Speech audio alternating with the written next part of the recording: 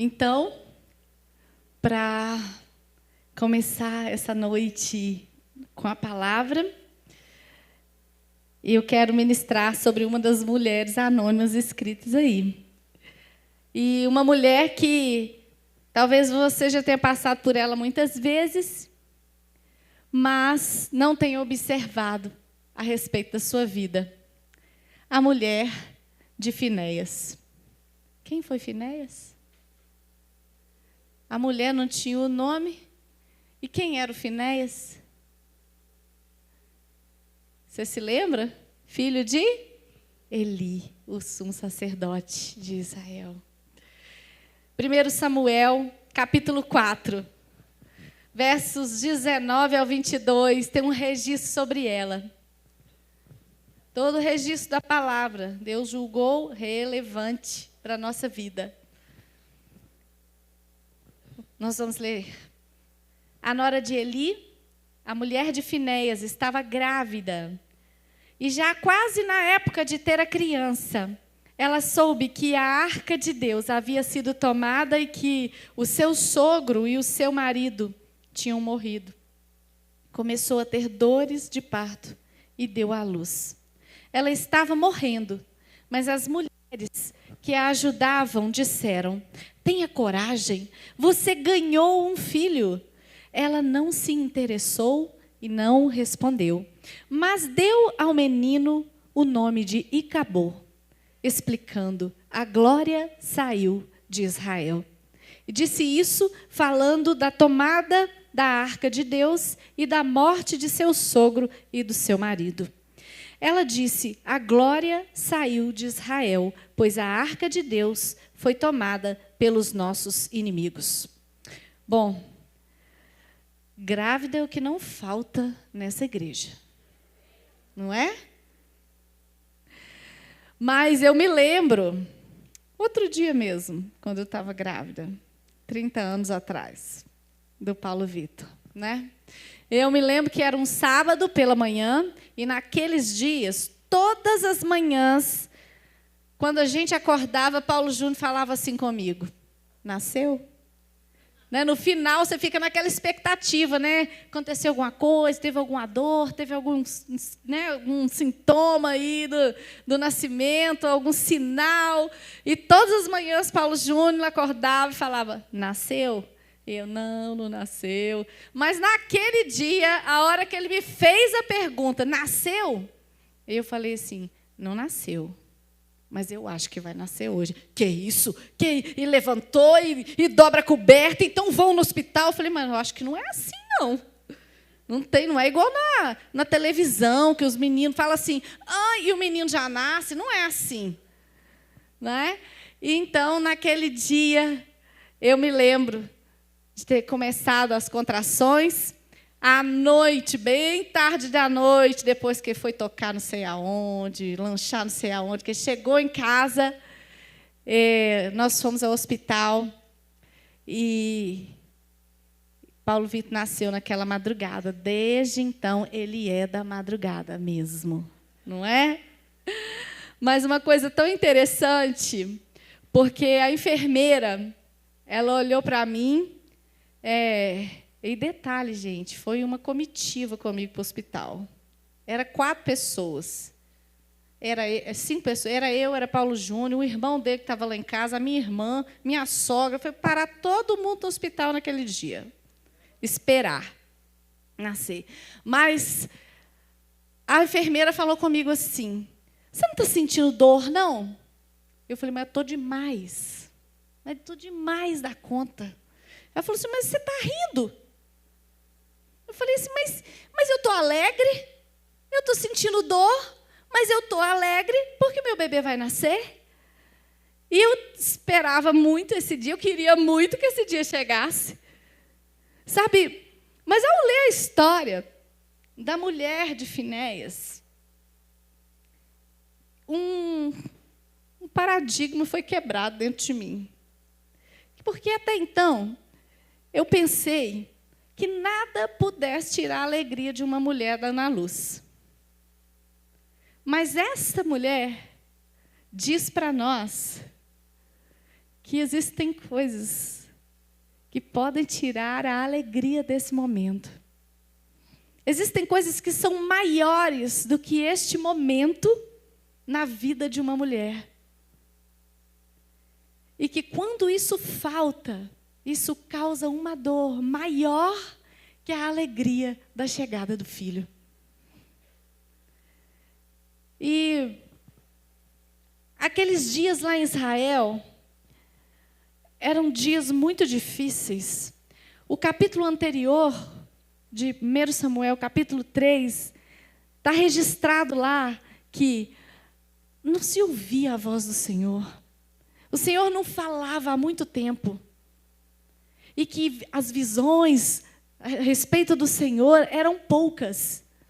Porque o povo estava vivendo em tamanha distância do Senhor. E que o Senhor não se manifestava mais. E a arca de Deus, ela estava em Siló, né, que era a cidade lá onde Samuel estava. A arca estava lá. A arca que representava a presença de Deus estava lá dentro do templo. Mas a presença do Senhor não estava. O Senhor estava distante porque o povo tinha escolhido andar por seus próprios caminhos. O povo tinha escolhido andar longe do Senhor. A começar dos líderes. Os líderes estavam vivendo uma vida de tanto pecado. E Eli sabia o que seus filhos faziam. Mas ele não parava os seus filhos. É como se ele falava assim: "Oh, meu filho, faz isso." Sabe quando você não quer lutar com o menino? Você fala assim: "Oh, meu, esse menino não devia fazer isso." Mas quando você deve pegar ele e dizer assim: "Não faça. Para. Chega." Mas Eli passava a mão na cabeça dos meninos. Até que Deus manda diante dele um profeta. E estabelece uma palavra de juízo sobre ele e sobre seus filhos. E é esse tempo que Israel está vivendo. E por causa deles terem saído de debaixo dessa proteção do Senhor, os filisteus, que são os inimigos de estimação de Israel, e todas as vezes que você ouvir falar sobre os filisteus, você precisa pensar quais são os seus inimigos de estimação. Aqueles com os quais você está sempre lutando. Você fala assim: "Nossa, de novo estou nessa luta." Esse é um filisteu na sua vida. Os inimigos com os quais você está sempre lutando. Então os filisteus resolvem atacar Israel. E eles, naquela guerra, eles roubam a arca do Senhor. Eles vão cercando, cercando, cercando, até chegar na arca e levar a arca embora. E é nessa circunstância que há o registro sobre essa mulher. Mas sabe, a gente vê Israel viver esse caos, mas a gente precisa se lembrar de algumas coisas que são importantes. Enquanto eu estava lendo, né, sobre a tragédia dessa história, todo o caos que se instalou ali com no povo de Deus, no meio daquela guerra, a gente precisa enxergar algumas coisas. Primeiro, é que Deus é soberano ainda no meio do caos. Não é? Ainda em meio ao caos, o Senhor é soberano. Porque a guerra estava rolando. Pessoas estavam morrendo. Famílias estavam sendo desestruturadas ali. Os homens estavam morrendo na guerra. Meninos, mulheres. Mas o menino Samuel, já estava sendo preparado para assumir a liderança espiritual do povo de Deus. Tudo parecia estar em desordem, mas o Senhor é soberano, mesmo em meio ao caos. E Ele já estava preparando o menino para que Israel vivesse um novo tempo. Outra coisa que a gente pode observar nesse meio da história, dessa guerra aí, desse caos em Israel, é que a autossuficiência põe a gente em perigo. E era desse jeito que o povo estava vivendo. E por isso eles correram perigo e foram atacados e alcançados pelo inimigo. Porque eles estavam vivendo longe do Senhor. E quando a gente está vivendo por conta própria, a gente está dizendo para Deus que você não precisa dele. Você não precisa da proteção dele. Deixa que eu faça do meu jeito. Deixa que eu vivo tomando as minhas próprias decisões, porque eu sei o que eu quero. E quando a gente decide viver a nossa vida sem Deus, ou a nossa vida no pecado, nós saímos de debaixo dessa proteção de Deus. Não é Deus que te amaldiçoa e te abandona. É você, que é como se você, na chuva, tivesse debaixo de um guarda-chuva e protegido da água. Mas quando você resolve viver uma vida de pecado, quando você resolve viver por conta própria, você sai de debaixo desse guarda-chuva. E você fica vulnerável. E foi isso que aconteceu com Israel. Israel ficou vulnerável ao inimigo. E o inimigo obteve vantagem sobre ele. Terceira coisa que eu quero destacar aqui, nesse momento de guerra lá em Israel, nesse momento de ataque, de caos, é que quando nós temos um relacionamento utilitário com Deus, isso faz a gente viver de maneira supersticiosa. Você fica achando que você não está tão longe de Deus assim. E você se apega a algumas coisas que você acha que aquilo vai te salvar. A arca, que era o objeto, A arca estava na cidade. Mas a presença não estava. E quando a guerra estava acontecendo e eles começaram a ser derrotados e mortos pelos filisteus, eles se lembram da arca. Gente, a arca, é como a gente, quando está no meio de uma guerra, uma luta tremenda, e você fala assim, gente, acho que eu vou orar. Não é? Acho que eu dou uma parada, mas você já está quase morto, sem fôlego. Você já está descabelada. E você fala assim, gente, bem que eu podia fazer uma oração, E aí o povo de Israel se lembra e fala assim, gente, a arca. Se a gente trouxer a arca, eles vão se aproximar dela e vão morrer. Porque é isso que acontece. Mas eles estavam se relacionando com Deus de maneira utilitária. Eles estavam usando daquilo que representava, que simbolizava a presença de Deus. Mas eles não queriam se relacionar, e obedecer ao Senhor. Porque isso implicava em se arrepender, em confessar, em mudar de vida. E eles não queriam isso. E no meio disso tudo, como diz o Dan, do Neida, surge a mulher de Finéias. Do nada ela surge na história.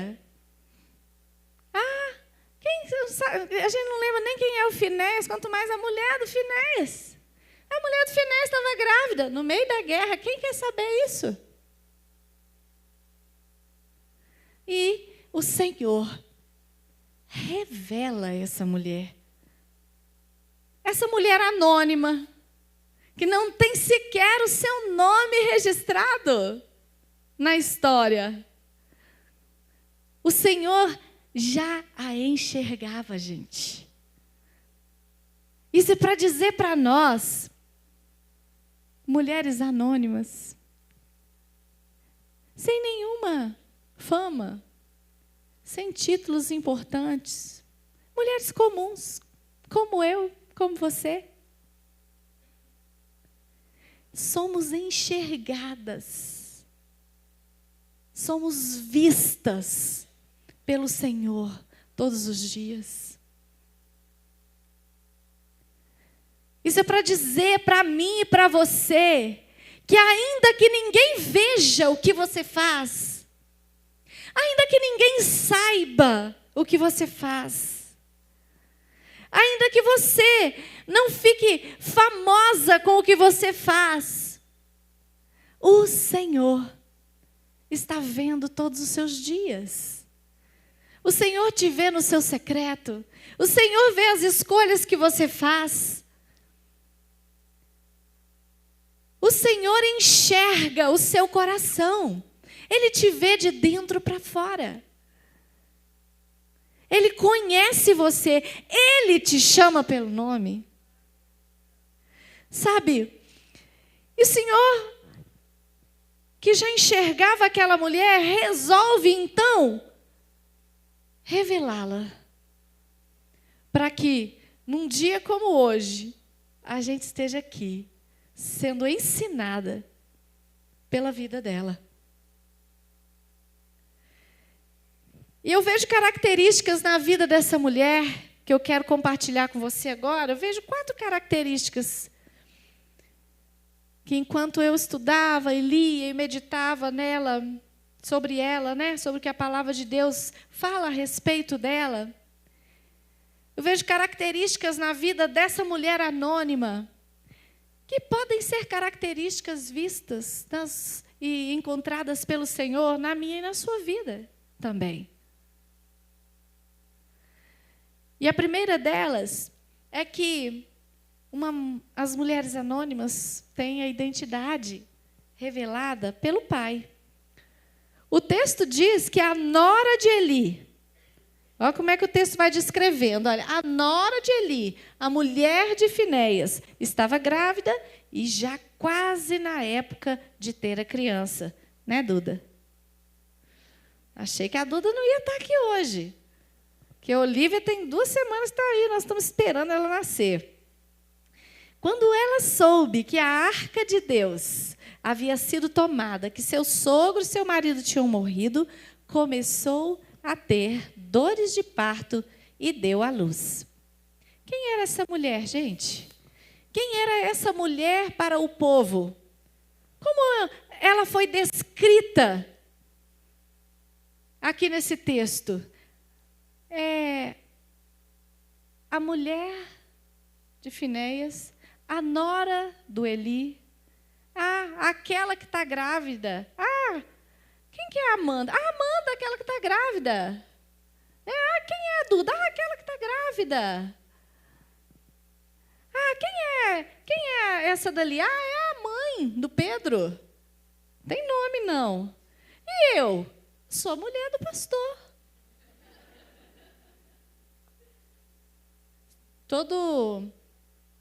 Qual que é o segundo domingo de março? Primeiro domingo de março? Eu sei que tem um dia do ano, acho que foi semana passada. O dia da mulher do pastor. A mulher sem nome. É isso que somos. E depois que a gente é mãe, você não tem nome. Você fala, ô mãe do fulano, você vai na escola buscar seu filho, e ele fala assim, ô mãe da Alícia, né? Ô mãe da Isabela. Não tem mais nome. E aquela mulher era identificada pelo povo assim. Quem é ela? A nora do Eli. Ah, a mulher do Finéias, aquela que estava grávida. Aquela que está grávida, né? Então, é dessa maneira com que ela era enxergada, vista pelo povo. Talvez eles falassem dela também, essa aí é aquela boba que tem o marido infiel e que ainda assim ela se mantém íntegra como esposa e ainda tem filhos com ele.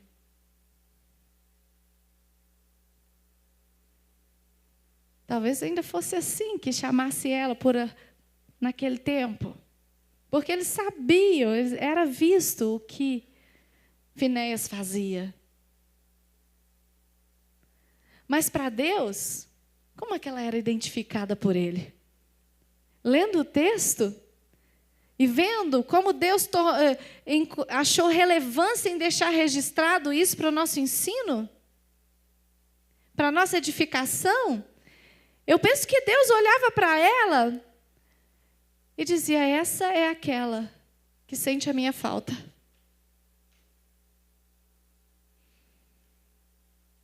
Ninguém ainda sentiu a minha falta. Mas essa é aquela que entendeu que a minha glória já se foi. Que a minha presença já se foi, eu não estou mais aqui. Eles estão achando que eu estou porque a arca está. Mas eu não estou. Essa é aquela que mantém a aliança de casamento, ainda que esse marido infiel, imoral,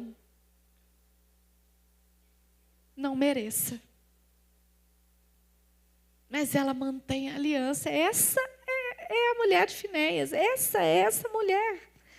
Essa é aquela que não desistiu da geração seguinte e decidiu ter filhos com este homem sem caráter,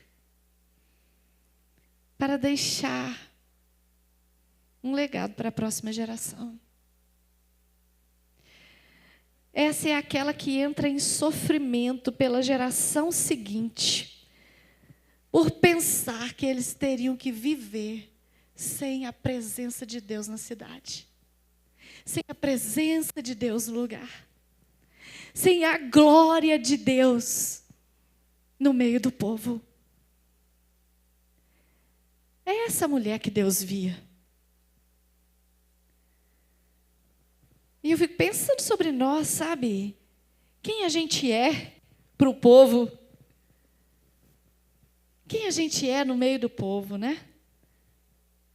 A mãe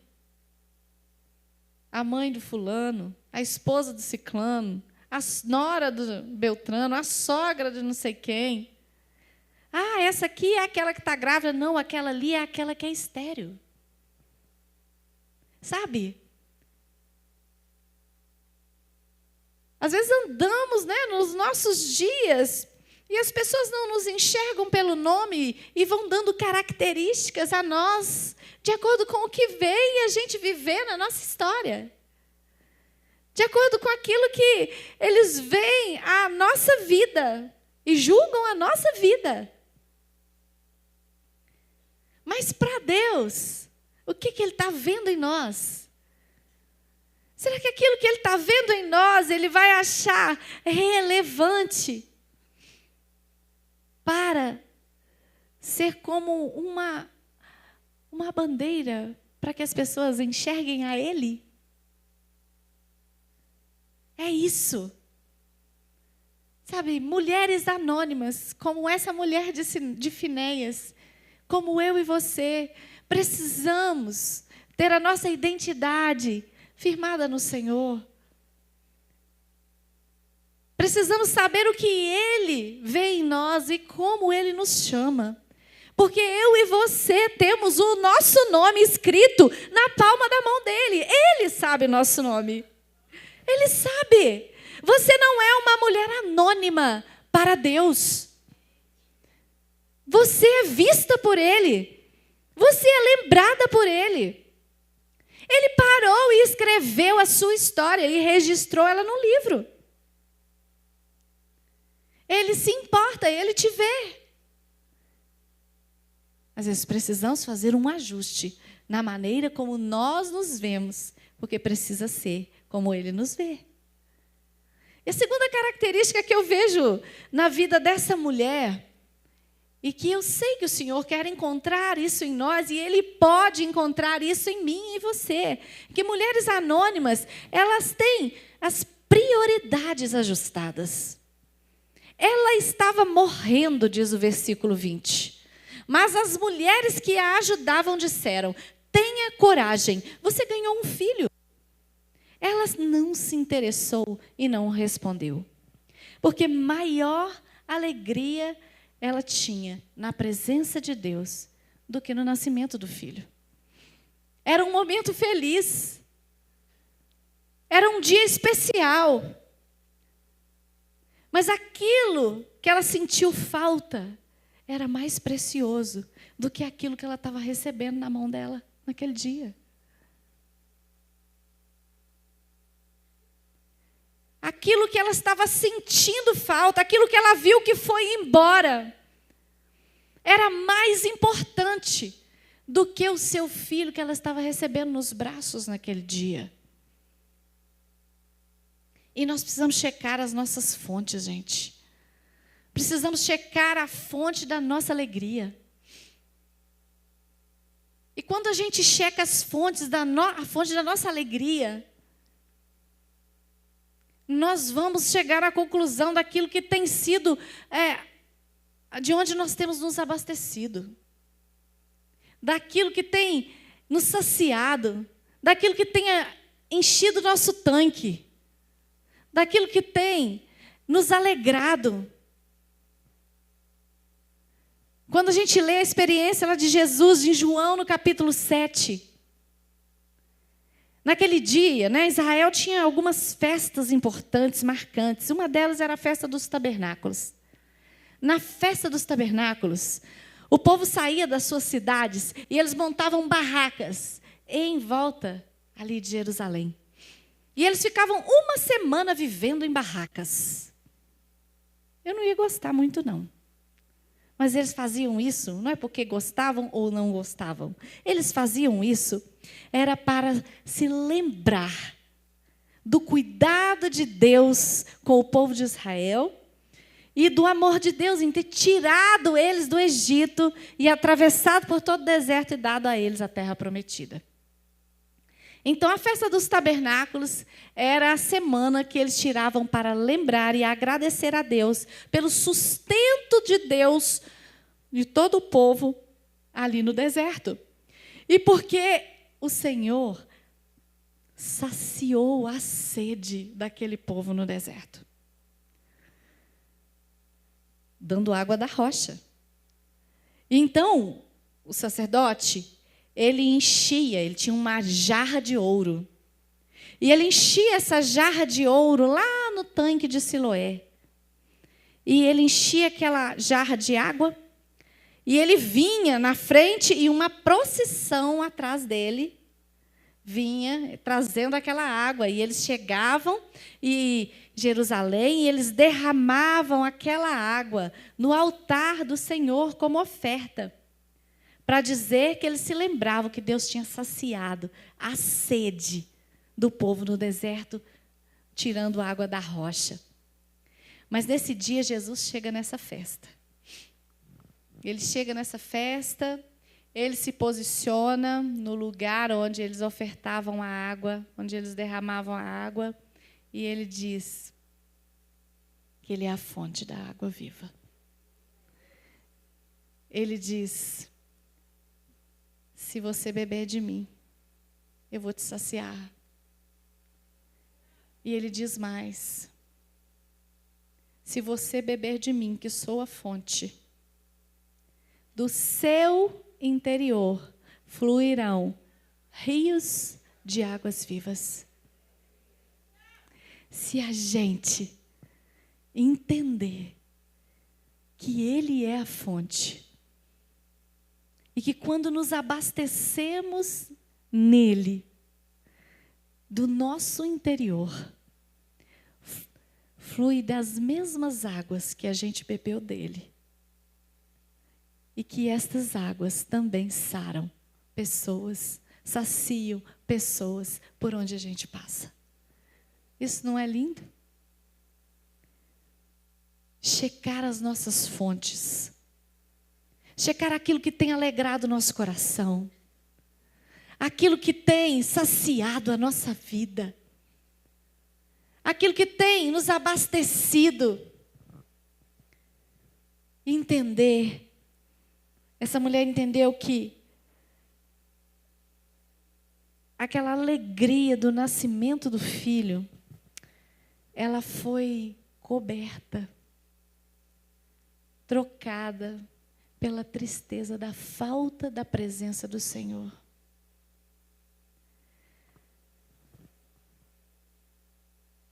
Uma outra marca das mulheres anônimas que a gente encontra na vida dessa mulher é que as mulheres anônimas são guardiãs da presença de Deus.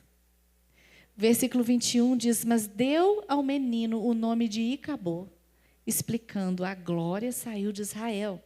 Disse isso falando da tomada da arca de Deus e da morte do seu sogro e do seu marido. Sempre o registro vem nessa sequência. E isso tem importância. Porque aquilo que mais marcou aquela mulher naquele dia foi a glória de Deus ter ido embora, a arca ter ido embora. Depois, a morte do seu sogro. E por último, a morte do seu marido. Foram muitas perdas num dia só. Mas ela ordenou bem as prioridades, porque ela não deixou o filho ser mais importante, ou o centro de tudo na sua vida. Ela estava dizendo: o filho é maravilhoso, mas a presença do Senhor é melhor que ele. Quantas de nós estamos precisando fazer esse ajuste de prioridades, hein? Estamos colocando tantas pessoas, maridos, filhos, trabalho, como fonte de nossa alegria, como prioridades da nossa vida. Mas nós precisamos fazer esse ajuste de prioridades. E precisamos aprender a guardar a presença do Senhor. Sabe, uma guardiã da presença do Senhor, ela compreende tempos, discerne, né? Tempos e estações. E ela entende os marcos espirituais na sua vida. Não sei se você observou, mas você ganhou um presente, além do livro. Você ganhou um colar, não foi? Não sei se eu fosse você, o meu já estava no pescoço. Porque eu não gosto de deixar para depois as coisas. Né, Paulo Júnior? Compro um sapato, minha vontade é de guardar o outro na sacola que eu comprei e já saí com ele da loja. E eu não gosto de deixar para depois. Mas você ganhou um presente. Por que você... não foi aleatório a escolha desse colar. Mas esse colar é para dizer que esse tempo, esse fim de semana, é um marco espiritual nas nossas vidas. Porque o Senhor ajunta aqui mulheres em torno dele para tomarem decisões mediante aquilo que ele falar com cada um de nós. Assim como em novembro a gente ganhou uma pulseira, né? Uma pulseira de filha do rei, de filha amada. Mas nesse encontro, você está recebendo um colar. E este colar, ele tem a árvore da vida, e essa árvore tem raízes. Para que você se lembre que nesse ano, você tem um desafio de não terminar o ano como você começou, mas de você buscar aprofundar as suas raízes. E isso significa, aprofundar raízes não é coisa aparente, gente. Significa que são decisões que nós vamos tomar na nossa vida, no nosso dia a dia, de viver coisas no nosso secreto com o Senhor, que ninguém vê, mas que isso está ajudando as nossas raízes a encontrarem a fonte de água. E a gente viver de uma maneira sólida, de uma maneira firme, porque tempestades vêm para todos. Mas se nós estivermos com as nossas raízes aprofundadas, seguras, firmes, nós estaremos preparados para enfrentar as tempestades. No Mulheres Anônimas, veja essa característica na vida dessa mulher de Finéias. Ela soube identificar um tempo e uma estação. Não só para a vida dela, mas no meio do povo de Deus. Ela entende o valor dos marcos espirituais e ela dá nomes a momentos importantes da vida. Às vezes a gente olha para essa história e pensa que ela está amaldiçoando o menino. A gente não tem essa impressão? Gente, essa mulher, para que deu um nome tão triste para ele? Todo mundo que falar o nome dele, foi-se a glória de Israel. Esse menino vai ficar marcado. Ela não estava amaldiçoando a vida do menino, mas ela estava registrando um marco espiritual. Ela estava dizendo: perdemos a presença do Senhor. Foi nesse dia que ele nasceu.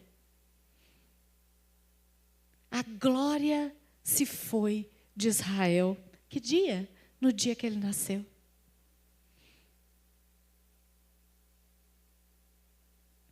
Então ela estava ali registrando na história um marco espiritual.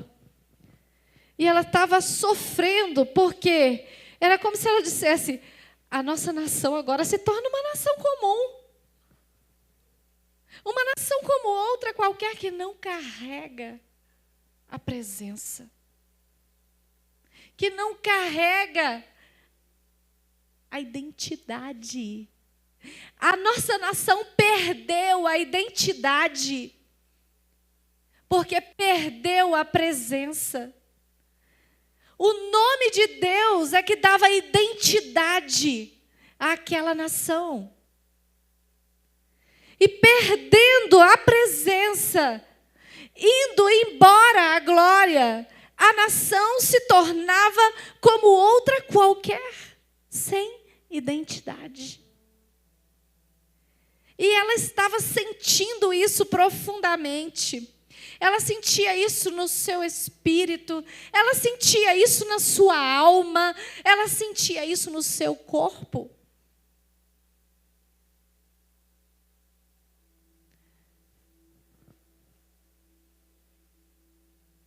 A nação se contentou com a arca objeto.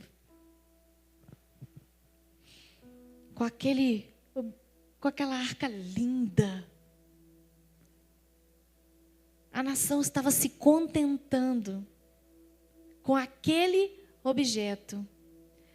Mas não perceberam que eles tinham que se relacionar com ele, com a presença.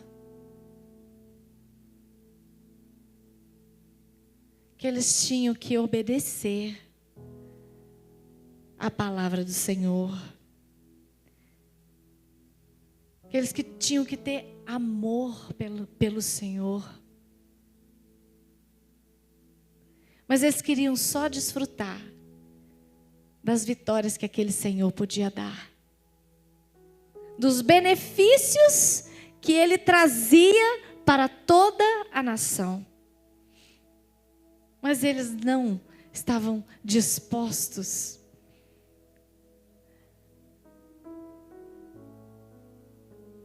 a se satisfazer na mesa do Senhor. Porque, não é, Mabi? Eles estavam passando por tantos outros lugares antes de se assentarem na mesa do Senhor. E quando eles olhavam à mesa do Senhor, eles estavam de barriga cheia, mas cheia daquilo que nos sustenta. Mas você já deve ter falado para o seu filho: para de comer bobagem. Isso não te sustenta.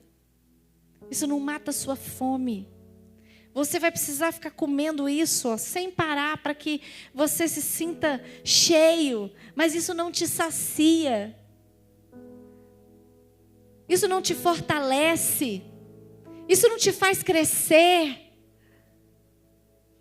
Mas eles estavam satisfeitos em suprir a carne, os prazeres.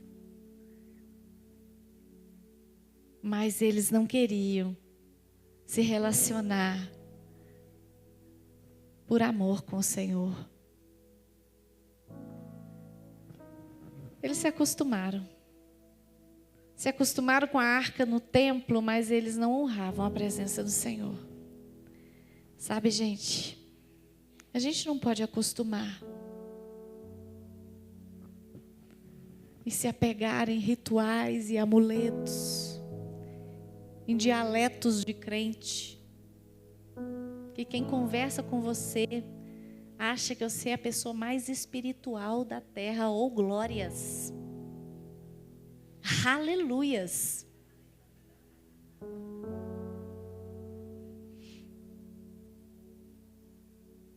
Sabe, viviam de aparência, não é? Viviam de aparência, mas não vivia de essência. A gente precisa perceber a ausência do Senhor.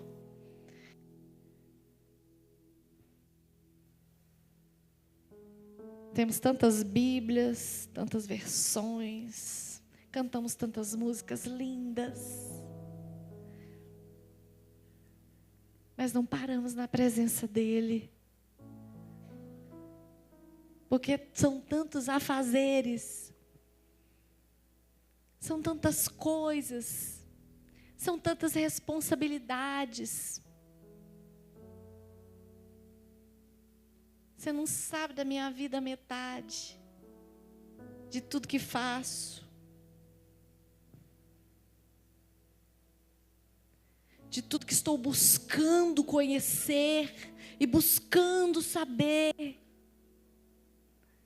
Mas não tenho tempo para estar com Ele. E pior, nem percebi que Ele se foi. Nem percebi que estou andando. Ele continua no mesmo lugar. Sou eu que estou andando longe. Sou eu que estou me afastando e me satisfazendo em tantas outras coisas. Mas as mulheres anônimas também conhecem o Deus da glória e conhecem a glória de Deus. E essa é a última característica que eu encontro na vida dessa mulher. Ela disse: a glória saiu de Israel, pois a arca de Deus foi tomada pelos nossos inimigos. Aqui, ela já nem se lembra do filho, ela já nem se lembra do sogro, ela já nem se lembra de citar o marido. Ela cita apenas aquilo que era o mais importante, aquilo que era o mais precioso. Ela cita: a glória saiu de Israel, pois a arca de Deus foi tomada pelos nossos inimigos. O que o inimigo ia fazer com aquela arca, gente? Para que pegar aquilo?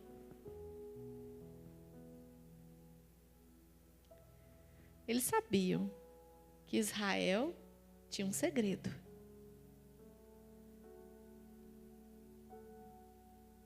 Lembra quando Raabe recebe os espias lá na sua casa?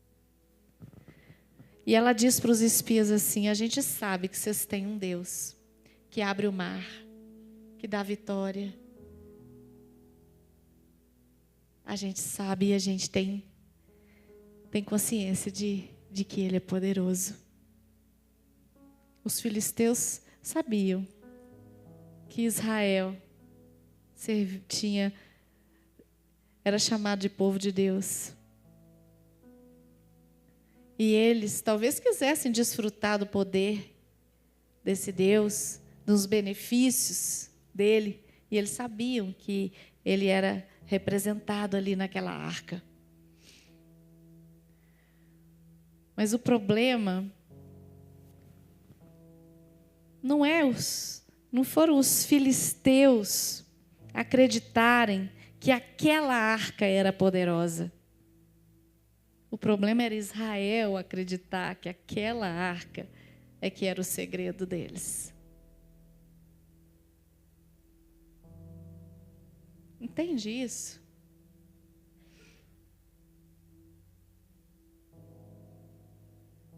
Essa opinião dos filisteus, sem discernimento, sem conhecimento, sem experiência com Deus, vamos roubar o segredo de Israel.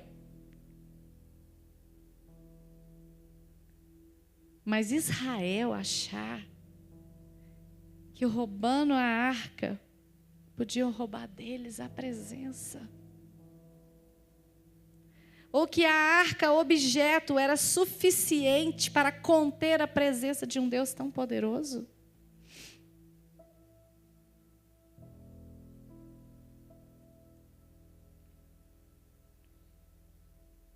Eles estavam como os pagãos, se apegando aos amuletos, né?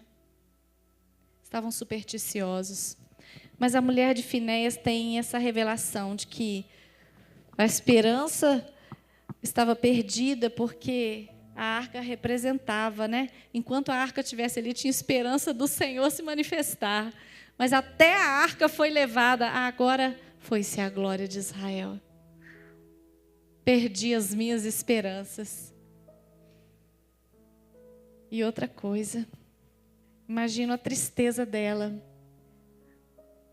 de pensar que as escolhas que o seu marido fez, e a maneira como ele priorizou ou não priorizou a família, não priorizou o Senhor, não priorizou a ela, os filhos,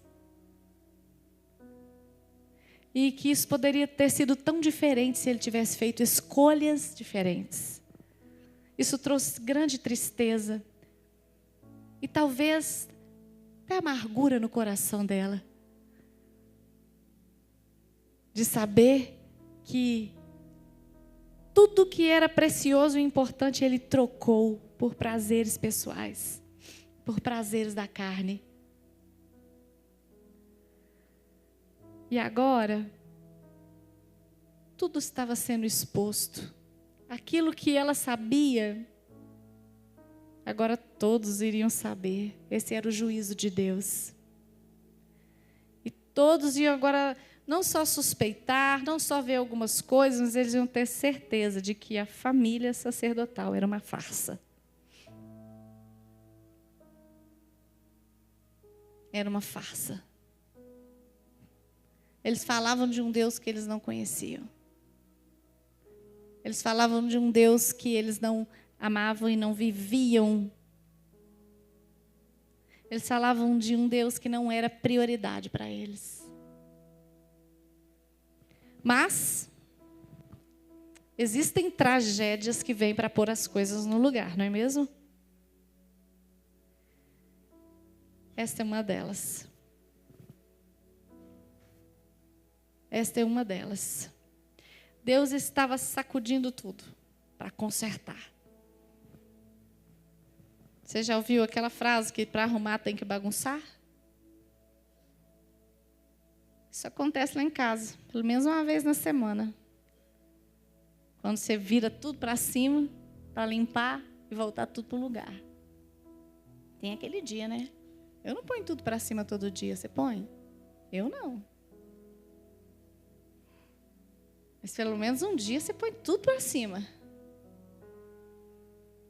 Para deixar tudo organizado no lugar. E essa tragédia foi um acontecimento desse. Aquela tragédia veio para colocar tudo no lugar. Mas é uma pena que ela não viveu para ver isso acontecer, não é? Ela morreu naquele dia. A arca se foi, o sogro morreu, o marido morreu, ela morreu. Ficou o menino. Ficou apenas o menino. E ele trazia consigo a marca daquele dia. Sabe, quando Deus quer manifestar a sua glória, Ele revela a verdade. Nesse tempo que nós temos buscado pelo avivamento, nós temos que estar preparados para isso. Porque Ele não vai passar a mão na nossa cabeça. Ele não vai passar um paninho e vai lavar a gente inteira. Ele não vai dar uma despistada com espanador, não, gente. Você está preparada para isso? Eu me dou uma tremor aqui dentro. Mas eu não vou retroceder. E esse é o desafio. Estamos clamando ao Senhor por um tempo de avivamento. Nós não queremos chorar como aquela mulher, a glória se foi. Mas se não estamos percebendo a presença do Senhor como ela deveria ser percebida, quando nós não estamos honrando a presença do Senhor como ela deveria ser honrada,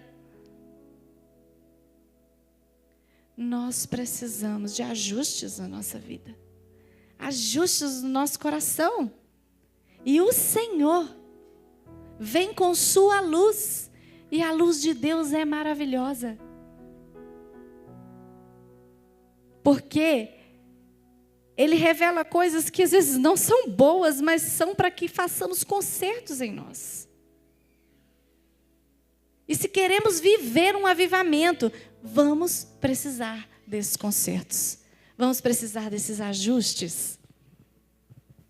Para este tempo, Deus está permitindo o caos para colocar tudo em ordem. Talvez você esteja vivendo esse caos. Talvez você esteja vivendo uma bagunça em sua vida que você não esperava. No seu casamento, com seus filhos, na sua profissão, no ministério. Mas o Senhor está fazendo os ajustes que Ele quer fazer para que você se alinhe com Ele. Para este tempo, Deus está levantando mulheres anônimas, como nós, que percebem a ausência de Deus. E Deus está levantando mulheres anônimas, como nós, para sofrer pela geração seguinte. O que é que a geração seguinte vai encontrar? Eles vão carregar uma tocha da presença de Deus que você transferir para eles. Qual é a tocha da presença de Deus que você está transferindo para a próxima geração? Deus está levantando mulheres anônimas que sofrem pelo que a próxima geração vai encontrar. E Deus está levantando mulheres anônimas que conhecem o Deus da glória e não têm medo da glória de Deus. Não tem medo da glória de Deus. Por quê? Porque estão com as suas vidas ajustadas, lavadas, santificadas. A glória de Deus não vai te matar. A glória de Deus vai te transformar. E a nossa oração nessa noite vai ser essa: que o Senhor encontre em nós mulheres anônimas para o mundo, mas conhecidas por Ele, com o nosso nome escrito na palma da mão dEle. E Ele nos conhece. Ele nos conhece de dentro para fora. E Ele sabe quem somos. E Ele sabe quem a gente precisa se ajustar para ser nele. E nessa noite Ele está nos chamando a converter o nosso coração a Ele, a dobrar o nosso coração diante dEle e dizer: Senhor, eu quero estar diante da Tua glória. Eu não quero ver a Sua glória indo embora, a Sua presença indo embora, por falta de santidade, por falta de honra com o Senhor, por falta de unidade com os meus irmãos, por falta de amor e valor pela Tua presença. Eu não quero. E eu queria que nessa noite você se posicionasse aí para falar com o Senhor, que seja de joelhos, que seja de pé, mas que você dissesse: Senhor, talvez eu nunca tenha experimentado a Tua presença de maneira tão poderosa, porque a glória de Deus descrita aqui é uma glória que ocupa um espaço em que não cabe você. Assim como Salomão, quando inaugurou o templo, o povo não cabia dentro do templo, porque a glória havia ocupado todo o espaço. Havia densidade na presença. Não era algo como um fantasma que atravessa portas. Não era algo que você passava por ela. Mas a glória de Deus tinha densidade. E onde ela estava, as pessoas tinham que ficar em volta. Elas não cabiam dentro da glória de Deus, porque a glória é só dele, só cabe Ele. E o que Ele quer é que eu e você nos rendamos em torno dessa glória, diante desta glória. Senhor,